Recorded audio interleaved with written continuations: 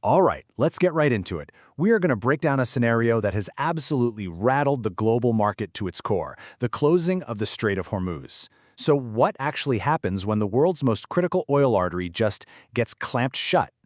Well, let's hear. The great nightmare, the one scenario the market has always been terrified of, has arrived.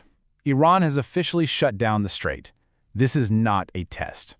And now, there's really only one question on everyone's mind. How long is this war going to last? Because believe me, that answer changes everything. You see, the closure of the Strait of Hormuz isn't just a news headline. It's the opening scene of a global crisis. And the consequences? Well, for now, they're completely unexplored. We are way off the map here, trying to figure out the damage from an economic storm that has absolutely no historical precedent. So let's get our bearings. This is the Strait of Hormuz. It's that thin little passage of water connecting the big oil producers in the Persian Gulf to the rest of the world. And it is, no exaggeration, the single most important maritime choke point on the planet. But why? I mean, why does this one little slice of the ocean have so much power over all of us? Let's dig into what makes it the absolute linchpin of the global energy supply. And wow, the numbers here are just staggering. And the scale of this is just mind-boggling. Get this, 1 out of every 5 barrels of oil consumed on the entire planet has to pass through this strait. Think about that for a second. 20% of the world's daily petroleum supply is funneled through one tiny vulnerable point, a point that Iran has now shut down, threatening to launch missiles at any tanker that even tries to get through. You know, the market's reaction to this whole thing is playing out in stages. At first, in the short term, there's this weird sense of calm. That's because there's still a bunch of oil already on ships sailing on the open seas. But as we start to creep into the medium term, the nerves really start to show as supply chains break down. And if this thing drags on, well, the long-term outlook is just fear. Pure economic fear. And that brings us to the political high-wire act. This whole crisis has landed smack in the middle of President Trump's desk, and his response? It's a huge gamble. Not just for the world economy, but for his own political survival. So here's the official line coming out of the White House, straight from President Trump himself. He says it'll be a short conflict, maybe 4 to 5 weeks. He even adds, "I don't get bored." But what if he's wrong? What if he's completely miscalculated the situation?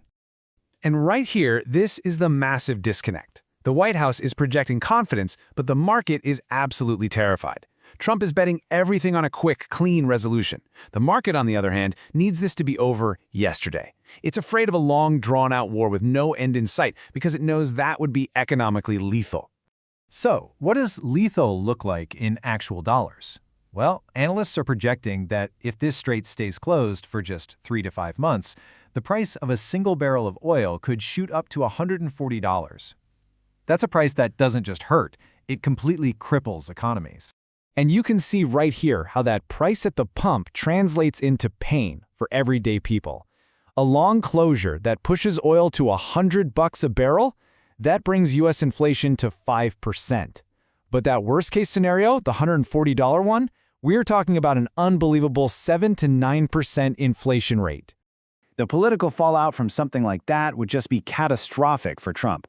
An inflation crisis like this could easily cost him the midterm elections. It would totally shatter his big promise to keep inflation under control. And you can bet that American citizens feeling that pain every time they go to the gas station or the grocery store will know exactly who to blame. This could very well become the defining crisis of his second term. But hey, this impact isn't just stuck inside the United States. No way. This is a truly global crisis, and the economic shockwaves are hammering every single corner of the world, just in very different ways. This chart really shows you who's on the front lines. An absolutely staggering 84% of all the crude oil that comes through the Strait of Hormuz is heading to Asia. We're talking about countries like China, India, Japan, and South Korea, who are now staring down a catastrophic disruption to their main source of energy. So while Asia is panicking about losing its crude oil, Europe is dealing with a different but just as painful problem. For them, it's not oil, it's natural gas. The market is in total chaos, so the cost of liquefied natural gas, that's LNG, is just spiking through the roof. It jumped 50% in a single day. So, you see, every region is living its own version of this nightmare. Meanwhile, the U.S. response has been, well, let's just say it hasn't been diplomatic. The Secretary of Defense, Pete Hegseth, laid out the administration's stance in the most brutal terms you can imagine. This is not a negotiation. It's a threat. The message is crystal clear. You harm Americans, we will kill you. And that aggressive attitude isn't just for their enemies. It extends to America's allies, too. Secretary Hassad openly mocked traditional partners like the UK and Spain for wringing their hands and clutching their pearls. The administration's playbook is pretty obvious. America is going it alone, and they're not going to be tied down by what they call stupid rules of engagement. So, where does all this leave us? You take the economic panic, the political gambles, the military threats, you throw them all together, and you get a world in a state of extreme tension. The entire planet is on edge. You know, maybe the best way to think about this is with a metaphor. Picture a global blood pressure monitor, a tensiometro. A healthy, stable world has a reading of, say, 12/8. Right now, the reading is 18/13. That is a hypertensive crisis. We are deep in the danger zone, and it's not at all clear if anybody knows how to bring that pressure back down.